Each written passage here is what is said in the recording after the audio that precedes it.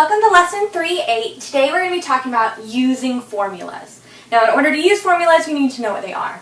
So a formula is an equation that shows relationships. So relationships between more than one thing. Usually they have two or more variables because it's exploring the relationship between two unknown things. Now we have several formulas that we're going to be using in this lesson. The first one is the area formula for a rectangle.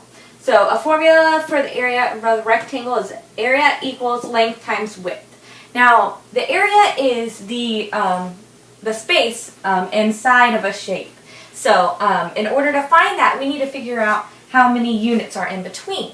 Now they do length times width because you are counting, like here's our units. If you broke them up, all your units, you say that you have 1, 2, 3, 4, 5 groups of 1, 2, 3, 4, 5.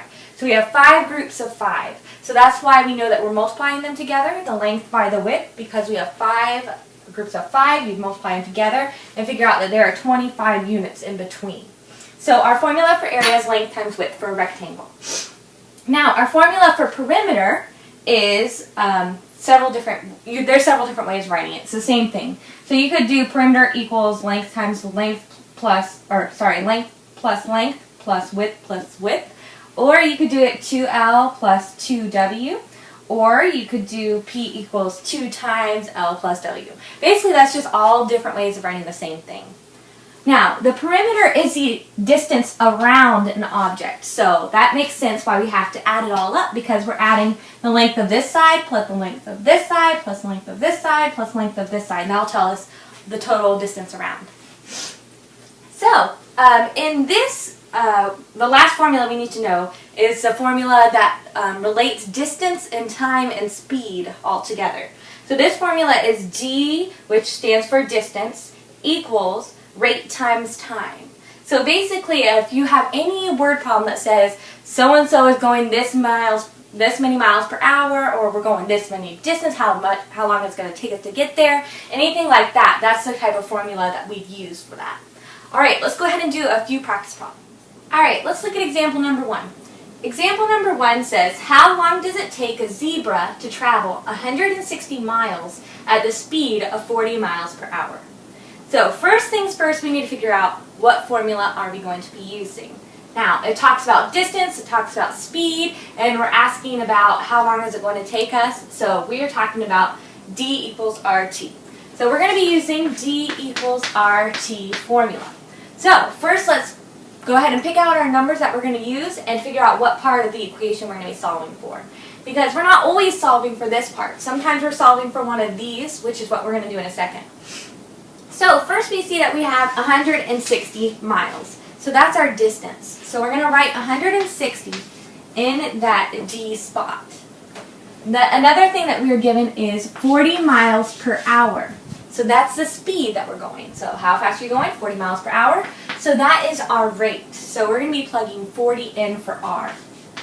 Now, our equation is asking us how long does it take. So that means that we don't know the time, but we're going to solve for that. So in this equation, we're solving for T. Now we need to go ahead and use all those skills that we practiced already about solving for a variable to be able to solve for T. So in order to solve for T, we have to divide by 40 on both sides, because the opposite of multiplication is division. So we need to undo our multiplication on both sides so that we'll figure out what's left, that T.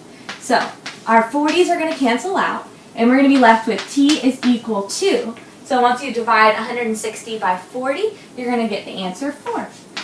So it is going to take us 4 hours, or the zebra, 4 hours to complete that journey. So that is our answer. Alright, let's go ahead and look at example number 2. It says find the perimeter of a rectangle with the length of 15 meters and a width of 10 meters. So they're telling us what to solve for. They're saying solve for the perimeter. So we're going to use the perimeter formula, which is up here. So we're going to use it by, I'm going to write it down, P equals 2L plus 2W. So basically we're going to go ahead and plug in L for here and W for W. So we're going to do P is equal to 2 times 15 plus 2 times 10. So 2 times 15 is going to give us 30, and then 2 times 10 is going to give us 20. And when we add them up together, our answer is going to be 50 meters. So that is the perimeter of this rectangle. All right, last but not least is example number 3. It says the area of a rectangle is 198 meters squared. Its width is 11 meters, and we need to find the length. So basically, we know we're going to be using the area formula because it's talking about area. So A equals length times width. So I'm going to write it down, and now I'm going to go ahead and plug in the correct numbers for the correct variables.